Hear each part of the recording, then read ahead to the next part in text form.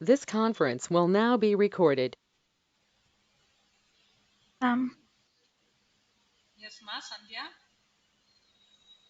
Yes, ma'am, I tried yesterday. Okay, mixed reference. You got the answer. The thing is, you have to understand the logic because in the real time, you are not going to face the same scenario. So you should be able to solve it.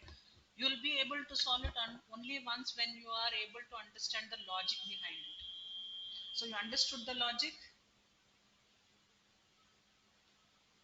Yes, Okay, what about others? Anybody at least give a try to solve the mixed reference? I am going to teach you now. It's not that I'm not going to show, but the thing is, any one of you apart from Sandhya.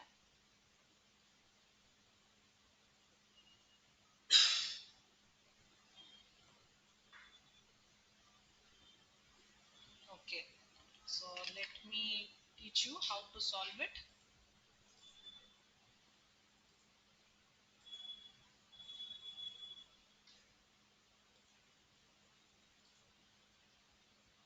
So you people understood what are these references mean, what is relative reference and what is absolute reference, right?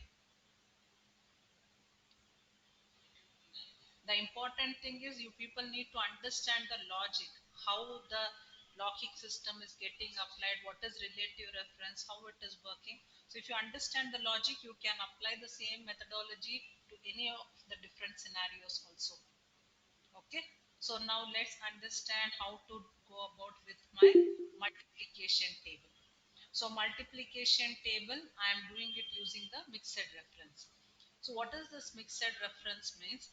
Mixed reference is a type of absolute reference in which either the column is made constant or the row is made constant. Means in absolute reference, you saw that I logged both my column and row. But in mixed reference, I am going to use the locking system. But based on the scenario, which one has to be locked? Either my column or row. I need to lock it. Okay, first let's solve this one. So if I wanted to apply with the multiplication table, so this is a simple 10 ones are tables what I have given. So in order to do it equals 10 into 1. So 10 ones are 10 I got. So now I'll come and just drag to the fill series. Am I getting the right answer? No, it is the mistake is happening. So let's see where what was going wrong. So when I wanted to apply with the calculation, that is A63 into B62, when I came to the next cell, see the cell is coming down. It is taking the relative reference, but this is not the way it has to be calculated. So in order to calculate, the locking system is important. How am I going to lock this? So first, this is one scenario and this is one scenario. Okay. So when I take 10, so here I should lock. So when I apply the locking system using F4 key, I press F4 one time. You can see the row and the column both are locked. Once again, I press F4. The locking system got changed.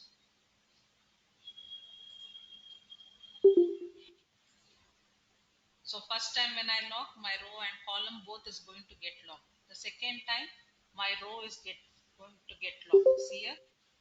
So there is no dollar symbol before A, but there is a dollar symbol before 63. That means my row is locked. Once again, I press F4.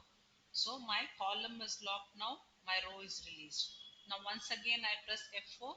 So the locking system is removed from either my column and my row. Both the things has been got removed. Now in this scenario, so listen carefully. So now when I am taking this value, I need to lock this. So when I lock for the first time, both my column and my row both are going to get locked. But I need to drag it down. That means when I do the fill series, the cells should move to the next values. Wherein if I lock the row, it is not going to happen. So I will remove the locking system from my row. And when I'm coming this side, so forget about this particular 62th row, 62nd row. So when I'm dragging it, the value will be pulled to this. That is from A63 to B63. C63, wherein the calculation should not happen here, rather than it should happen in A62, B62, like that. So here my column should be locked and row should be released.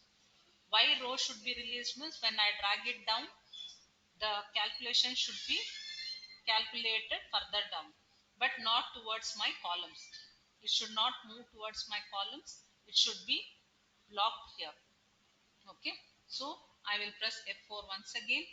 I wanted my column to be locked, so I'll press F4 once again.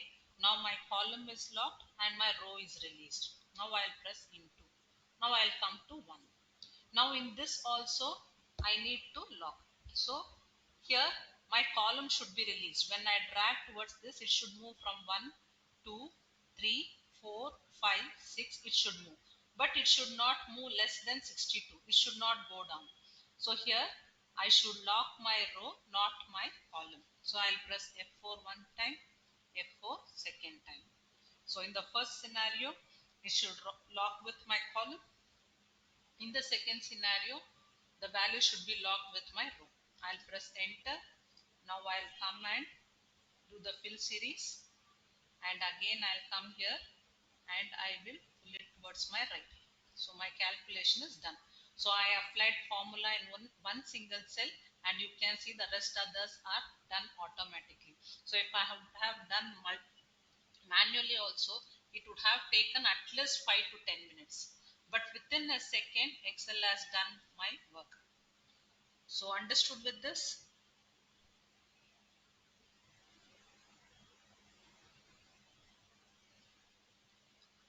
Guys, if you don't answer, it would be difficult for me to analyze whether you have understood or not understood. You want me to explain it back once again? Tell me, I'll explain it.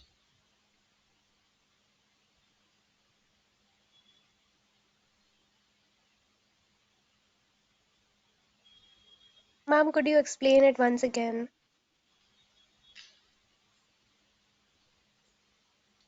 So now this is a multiplication table where it should be multiplied like 10 ones are.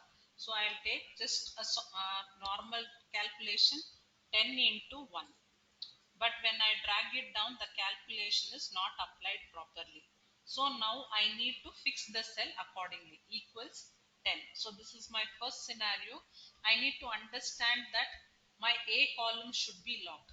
That is, my column should be locked, not my rows. Why? Because my rows, when I drag it down, when I do the fill series, the value should move towards down.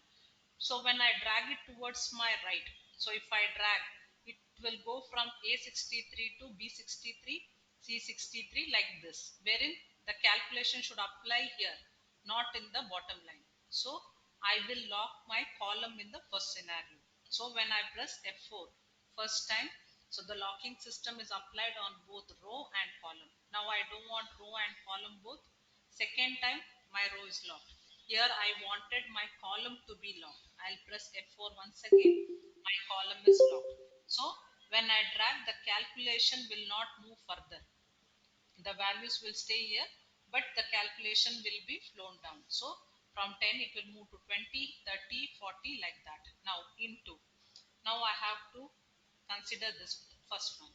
So 1 I will select, and now in this, which one has to be locked? Either my B column or 62. So when I drag it towards my right, it should move from 1, 2, 3, 4, 5, like this it should move.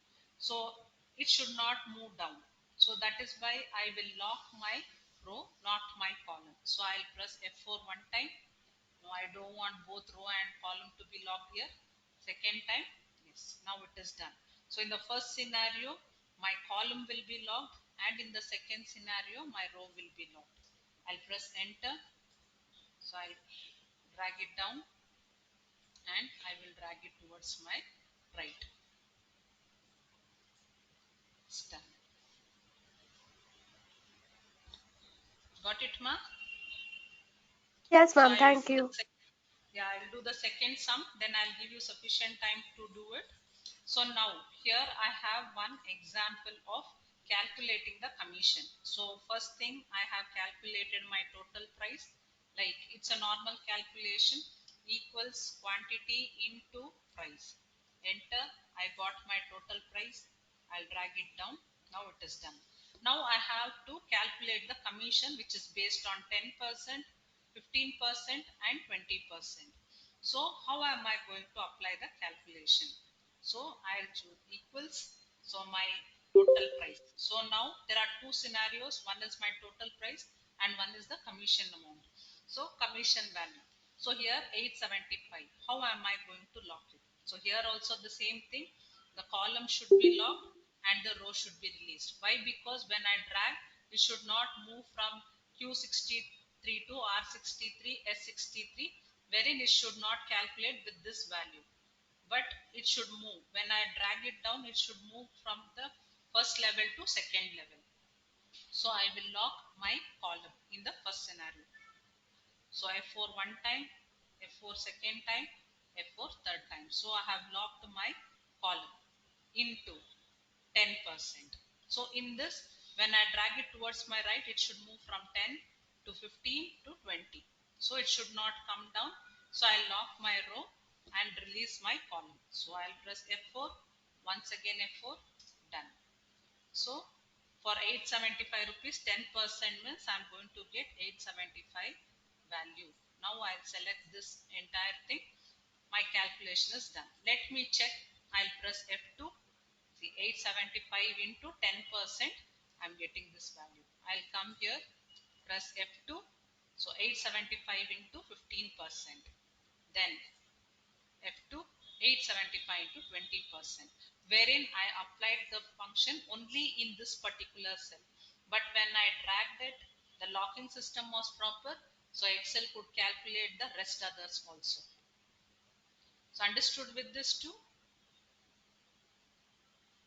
So when you are trying, don't try to copy it. I wanted you to understand the logic, how it is applied, because it is very much important for you to understand the logic. If you don't understand the logic, it is merely waste.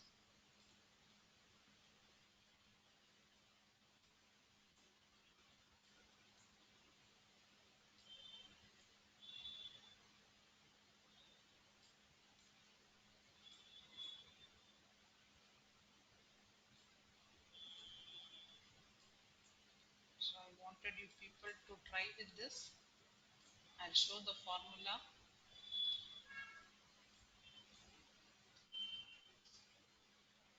Please understand the logic and then try.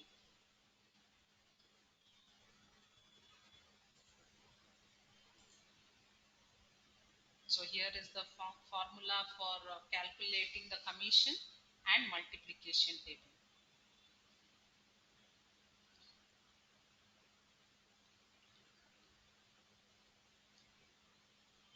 So I'll give you 5 minutes of time. You people can try. Please try to understand the logic. Excel is all about understanding the logic, because you are not going to get the same scenario in your real time. So the scenario will be different. But if you understand the logic, you can implement any type of function formulas in the real time also.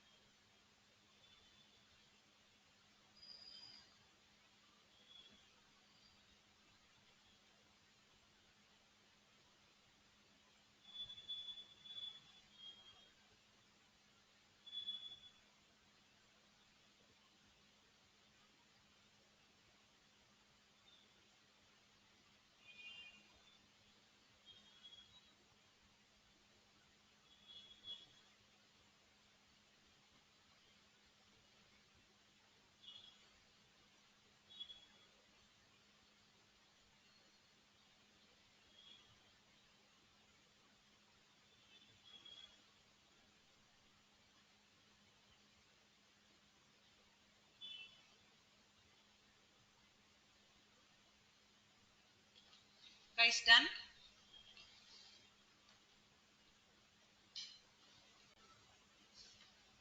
Any doubts in this? No, ma'am. Okay, so let's go to the next one.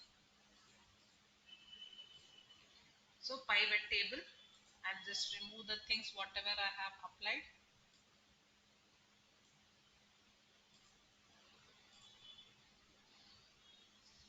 So now pivot table. So now let's understand the difference between a normal table and a pivot table. So normal table means, so here I have given an example of a simple table. Okay, this is a very simple table with very few data.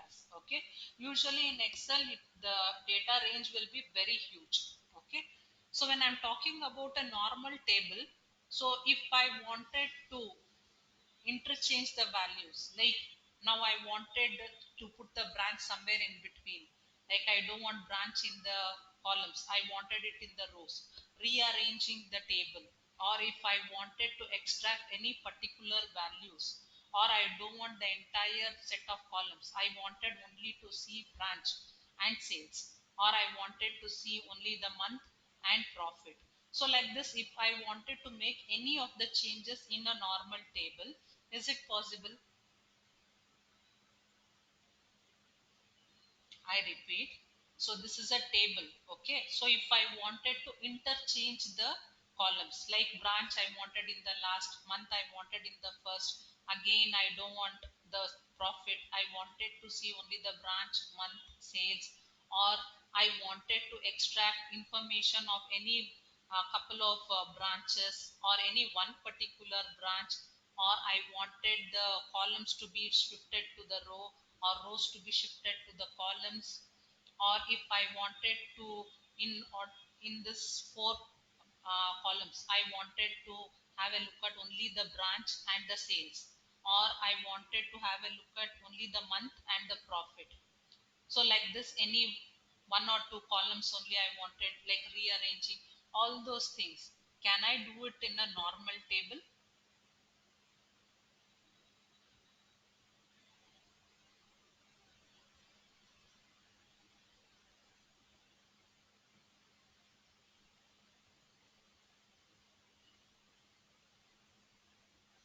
So it is not going to happen. Why? Because the values are at a fixed point.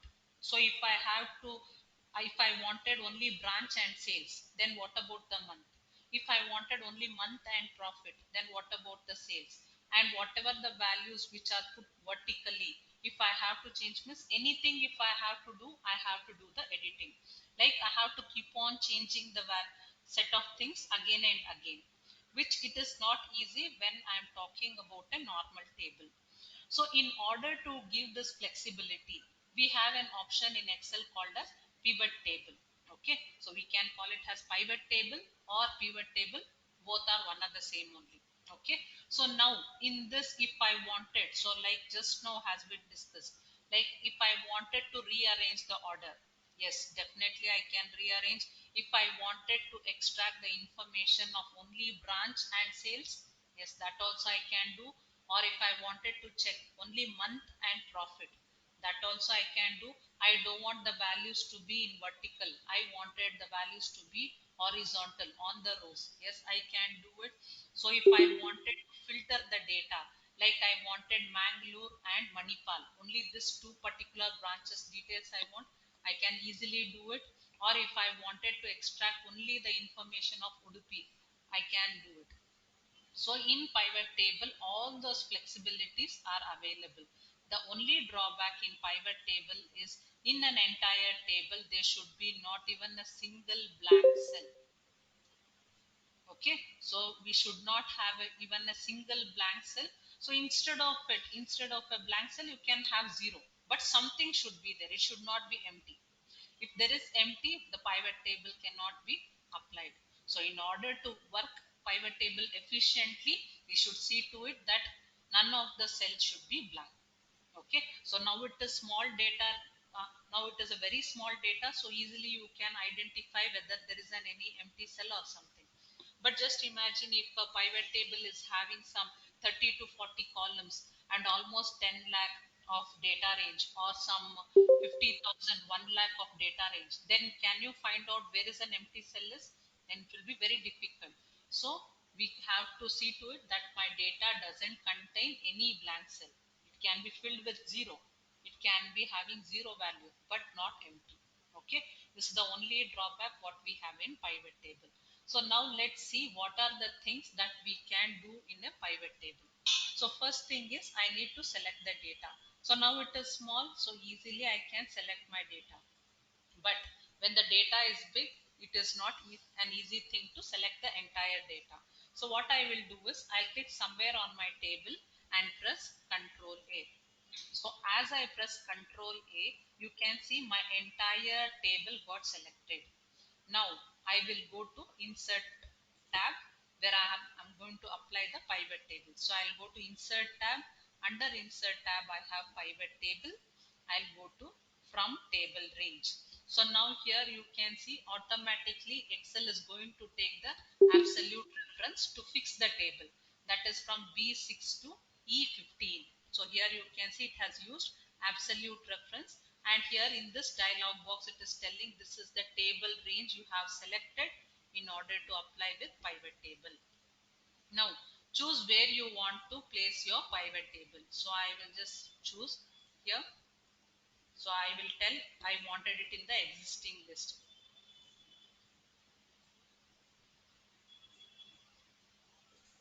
So here I wanted in the existing list and location. I'll select this. So here I wanted. So on the location, click the cursor, put the cursor in the location and then select. So now here it is telling it is G1. So I'll click on OK. So now as I select, you can see the pivot table has applied. I will show you once again how to apply the pivot table.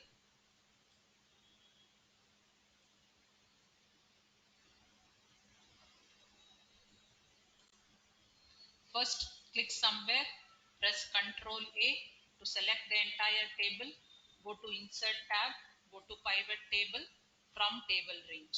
A dialog box will appear where it will tell Selected Table or Range. So it will show from B6 to E15. This is your range. So you can see the moving lines. It shows this is your selection for Pivot Table. So next I'll select Existing Worksheet.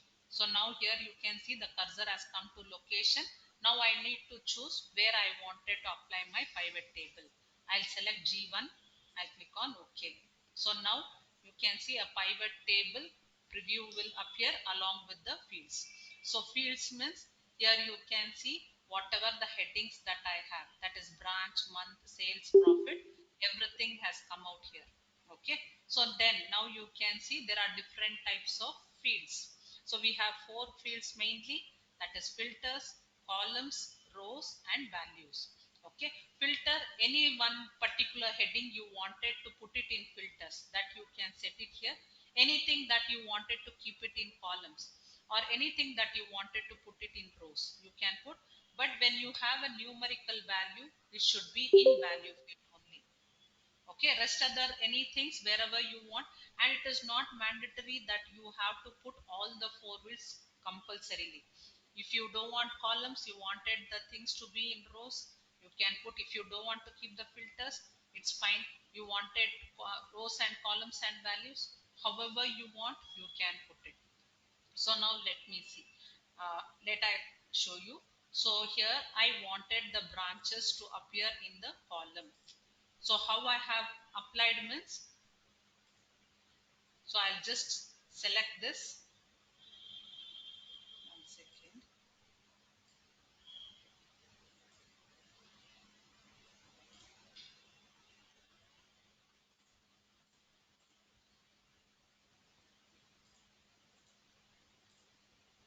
So now the heading, I'll just click without releasing my click. I'm going to drag it and drop wherever I wanted. So see now my branches. So branches, everything, it is appearing in the column like this. Now if I don't want branch to be in column, I wanted it in rows, I'll click here and I will get it done. So like this. Now I wanted to see the total sales. I wanted to see the sales, and the sales will come directly to values. Okay. Now I wanted to put months in the filters. So filters. So now if I come here, you can see this is a normal table and this is a pivot table. Now here I wanted to see which all branches had made the sales in the month of January. I will select this, I'll click on OK.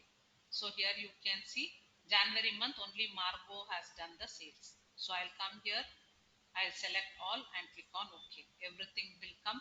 Again, if I wanted to select February, okay. So February month, Mangalore, Manipal, Udupi, three places have done the sales. I'll remove the filters. I'll click on all. Okay. So everything will come back. Now, if I wanted to see the profit also, I'll select this and I'll put it here. So sales and profit both are there. Now I wanted to put the branch also in the rows. I'll get it here. Okay, month. So month I will put it here. So you can see the month is put. So I wanted first the month. Month I want, then I wanted the branch. So like this I can put. So if I don't want, I wanted branch to be in the filters. I'll select and put. So here you can see the branches will appear. So like this I can apply. If I wanted to check Udupi, I'll click on OK. So Udupi had made sales in the month of February and March, like this. So I wanted back the entire thing. I'll select this. So if I don't want this month and branch like this, I wanted branch to be in the columns. So I'll put branch in the column where you can see Bangalore, Manipal, everything has come here. Remove the values from here. So I'll take my sales and put it in the values.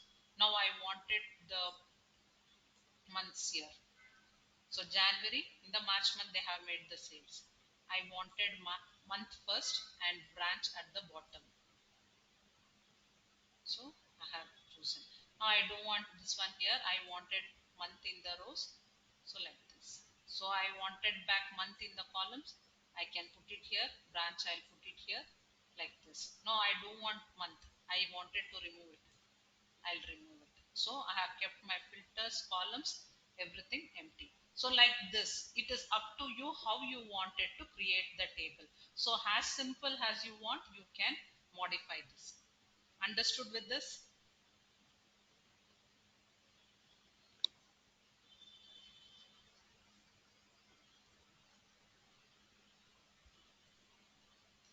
Now, in the sum values, in the values, what is the other thing that I can do?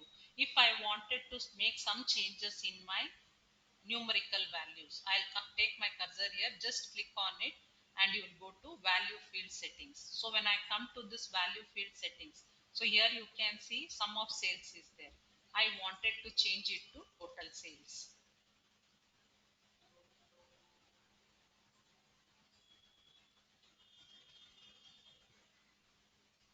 Total sales. And here, so by default Excel is going to perform with sum, that is total. If I wanted to make the count, I'll select count and click on OK. So see here how many sales Bangalore has made. Bangalore has made only one sale, Mangalore one sale, Manipal three sales, Margot two sales, Udupi two sales, like this. I wanted back the values. I'll come here, go to value field settings. So if I wanted to change to average, if I wanted to change to max, minimum, so whichever values I wanted, I can try it out from here. So I wanted back the sum, I'll click on OK, my sum value has come.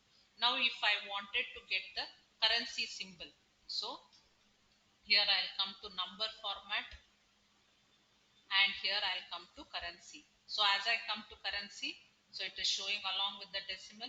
I don't want the decimal and I wanted the symbol of Indian currency. So I'll come to the symbol, scroll down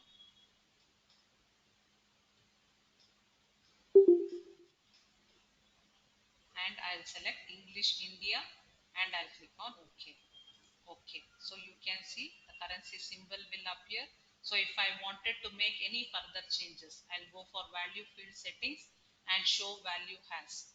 So here show values as, if there is any calculation that has to be applied, like percentage of brand total, percentage of column total, percentage of row total, percentage of parent row total. So like this you can calculate with this many different types of things. Okay, so if I don't want, fine, I can leave it, I can just click on OK. So like this, using this value field settings, you can make n number of changes that you wanted to do. Okay, now let's see how to apply with the chart. So this is about pivot table, how I'm going to put the pivot table, and what are the things that I wanted in the rows, in the columns, in the filters, and in the values, how to use the numerical values. Now let's see how to apply a chart on this. So I will first select the, I'll click somewhere on my table. So if I'm elsewhere, you cannot see the another tools related to pivot table. When I come and click here, you can see the two tools has appeared in the tab layout, that is pivot table analyze and design. Okay, so now if I click elsewhere, that will not be visible. When I click on this my pivot table, I'll get pivot table to analyze and design. I'll come to pivot table analyze. So here I have the option to apply with pivot chart. I'll click on pivot chart. So Excel is recommending me to take up with clustered column, and it is not mandatory that you have to choose whatever Excel is giving the reference. It is up to you. Either you wanted to apply with line chart, pie chart, bar chart, however you want, you can apply. So I'll go with pie chart, and I wanted 3D pie. So I'll select this, I'll click on OK. So the 3D pie will appear. Now based on this, I wanted to apply the values. I'll come to design, and here you can see the different types of chart designs are available. So I'll select this because it is mentioning with the name. Yeah, so like this I can apply with my pivot chart. Now if I wanted to apply further more with the slicer, that means I wanted to extract one particular information of a branch or a particular month, I can do it using the slicers. So I'll come here, pivot table analyze, and here I have insert slicer. I'll just click on insert slicer, and slicer option will show all the four headings, that is branch, month, sales, profit. Now here I have taken branch and sales. So I'll select branch and I'll select sales. I'll click on OK. So now you can see the branch is appearing and the sales is also appearing. Now I wanted to check for only Bangalore sales. I'll click on Bangalore. See, the same time you can see the changes are applied on the chart as well as the table. So from that table range, it is extracting one particular information. Now I come to Manipal. See, here also it is highlighting and telling Manipal has made the sales of 2100 and 2500. Now I come to Mangalore, I come to Margo, I come to Udupi. So you can see the changes on your slicer, on your chart, and on your pivot table. Okay, so this is about your pivot table, where you have learned how to apply with the pivot table, how to make the changes. So how to apply with the changes. Now if I wanted to get back my pivot table fields, so I'll come to pivot table analyze, field list. So I'll get it back. I'll go to values, value field settings. I can make the changes with my currency symbol, calculations, other things and all. Got it?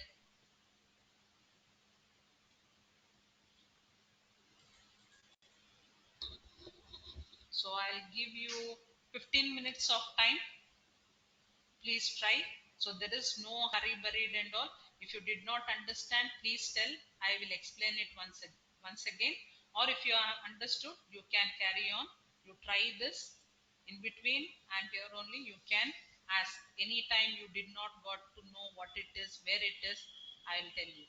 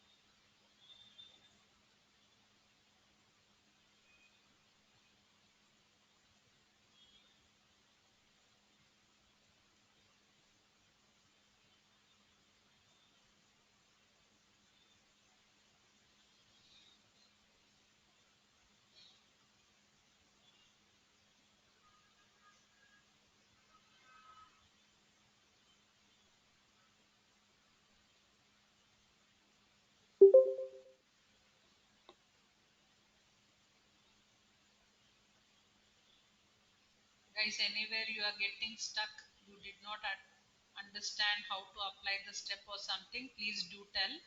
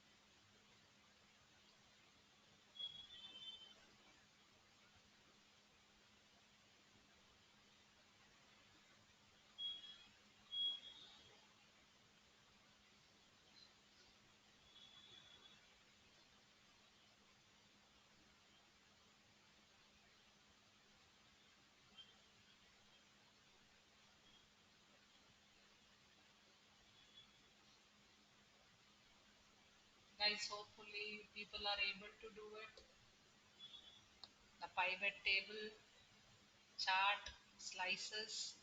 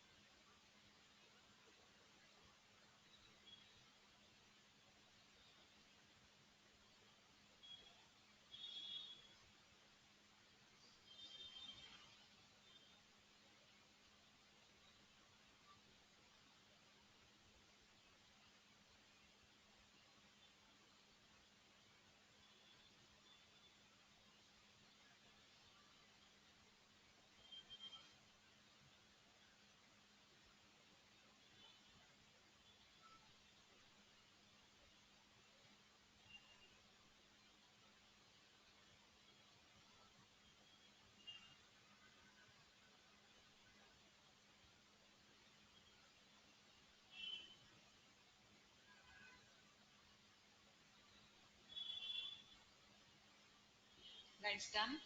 Done, ma'am. Yes, ma'am. Okay. Let's see the next topic, that is data validation. Okay. So data validation, the name itself tells that when I wanted to enter the valid data. So where I am going to apply this valid data is in the selected range. To understand that, I have given the border. Okay, this is my range. So I'll click and I will select. In this particular range, I wanted to enter one particular data. Then how am I going to do it? So like usually when we are creating the student detail or something, okay. For example, I'm explaining you how the data validation will be applied. So for example, I'll tell here we have the serial number. Serial number I have. Then I have the student name. Then I have the course. Okay, then I will be having the address. Then I'll be having the course. Then I'll be having their mobile number. Then I'll be having the fees, date of joining. So like this, some details will be there. So now serial number. So if I wanted only this particular valid numbers, I wanted like 1012. So 199, till that range only I wanted. Nothing I should be able to enter the value. So for this particular range, what is the serial number I wanted to enter? And the student name. So the student name should be having minimum this number of characters to this number of characters. Address. So I'm going to give the address. So course, if it is like a drop down list where I can choose whether they are joining for Excel, they are joining for MS Office, they are joining for Tally, they are joining for financial modeling, any courses I can choose from the data validation. And mobile number, so not more than 10 digits. So I can give it. Fee structure, either they are paying it by cash, DD, UPI, how they are paying, and date of joining. So for this month, from first to this month last, only this date should be entered. So this is called as valid data, entering the valid data in the selected range. So within this range, I wanted only the valid data to be entered. Okay, so like this, it is one simple example I am giving. So now let's see. So in this particular range, I wanted to enter the whole number. Okay, so the criteria, it can be with whole number, text length, date, drop down list, and input messages, error messages, all those things. So now let's see, in this particular range, I wanted to enter the whole number between. So I will tell the numbers should be between 10 to 20. So in this range, I should not be able to enter any number range less than 10 or more than 20. If if we are trying to enter such values, the Excel should not accept. Okay, so I'll select the range where the data validation has to be applied. I'll select it. I'll go to data tab. Under that I have data tools where I have data validation. I'll go to data validation, and here you can see three options will appear in a dialog box: settings, input message, error alerts. So first let's understand what is the settings are. So now under the settings we have validation criteria. So allow, what is the criteria that I wanted to set? I'll click on this drop down where you can see any value. So randomly I am entering some values. If I wanted to enter the whole number, decimal, list, date, time, text length. So I wanted to enter the whole number and the data, how it should be. Between, not between, equal to, not equal to, greater than, less than, greater than or equal to, less than or equal to. I am going to choose between. So minimum, I tell 10, maximum 20. So the number should be entered between, here is between 10 to 20. Okay. So I'll click on OK. Now I'll come to the first range. In order to understand the range only, I have put this border, nothing else. Okay. So I'll press enter. Then I have, yes, it is accepting. 20, it is accepting. Now when I give 9, Excel is not going to accept this. Here you can see it is popping up with an error message telling that this value doesn't match the validation restriction defined for this cell. If I click on retry, it will go on edit mode. Now if I tell 21, this value doesn't match the data validation restrictions defined for this cell. Again I'll go on retry, it is not accepting. Now once I press the valid data what I have given, yes, it is accepting. Till where it is not going to accept means till my data range. So if I tell here, it is not going to accept. So once I come out of the data range, so range whatever I have given, I press enter 9, it will accept. I press 21, it will accept. Why? Because the data validation restrictions are applied only for this range. Okay, so in this range whatever the criteria I have given, only that values can be entered. So now you understand with the whole number. Now let's see with the text length. So here the name. So name should not be less than, not less than 3 characters to 5 characters. Means the name should be having only 3 to 5 characters. Okay. So I'll select the range. I'll go to data validation, and here I'll choose so text length. So here also I'll take between minimum 3 characters to 5 characters. I'll click on OK. So now when I give A, B, C, it accepts. So if I tell apple, it is going to accept. Now when I give some other thing, aeroplane, it is not going to accept. Why? Because it is not under the restrictions what I have set. Means I have given the restrictions that it should enter that word which is having 3 to 5 characters, not more than that or not less than that. So if I give only one single character also, it is not going to accept till where means till my data validation range, whatever I have given. So once I am out of the range, I come out of the range, I give A, it is accepting. If I give,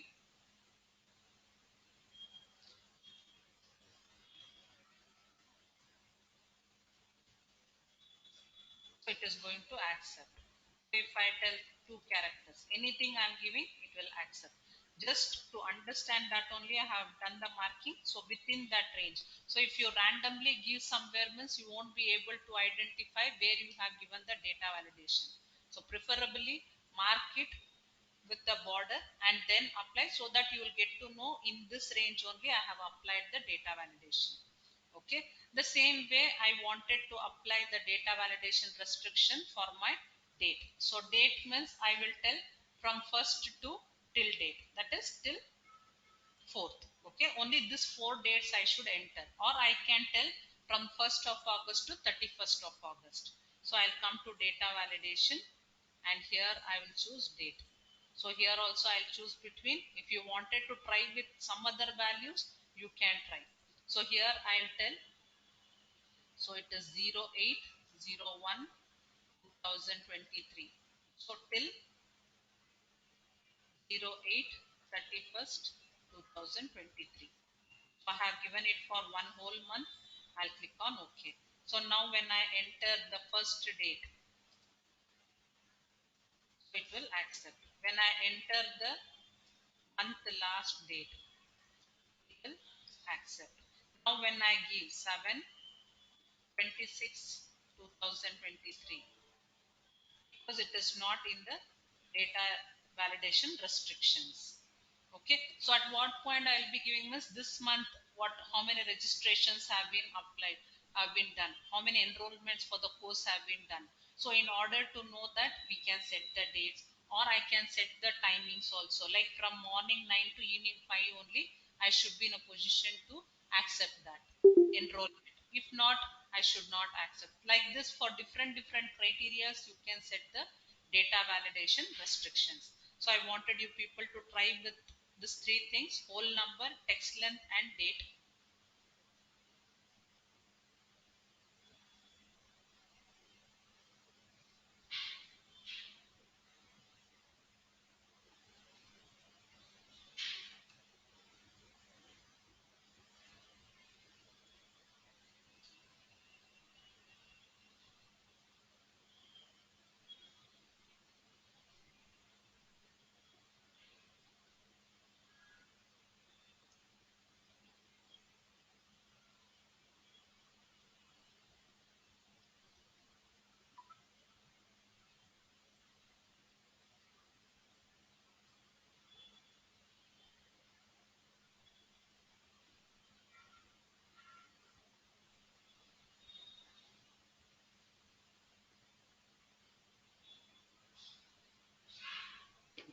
Done, ma'am. All the 3 you people have tried? Yes, ma'am. Okay, so I will show you with the one drop down list. So it is already 7:50. Okay, just check if there is any doubt or something, because if I continue, maybe it might take some more extra time. Just see if any doubts or anything you have in today's class.